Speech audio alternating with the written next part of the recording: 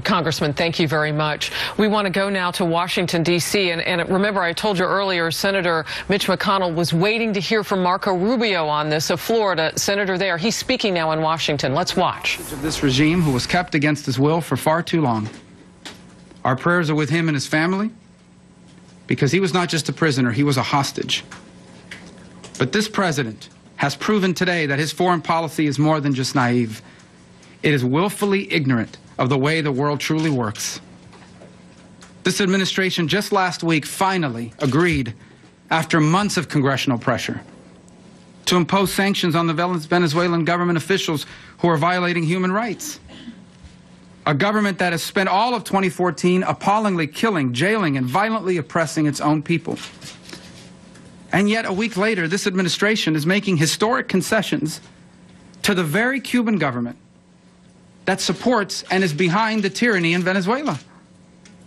The Cuban government is influential at the highest levels of the Venezuelan regime and has helped them mastermind the crackdown on the Venezuelan people. This policy contradiction is absurd, and it is disgraceful for a president who claims to treasure human rights and human freedom. This president is the single worst negotiator we have had in the White House in my lifetime, who has basically given the Cuban government everything it asked for and received no assurances of any advances in democracy and freedom in return.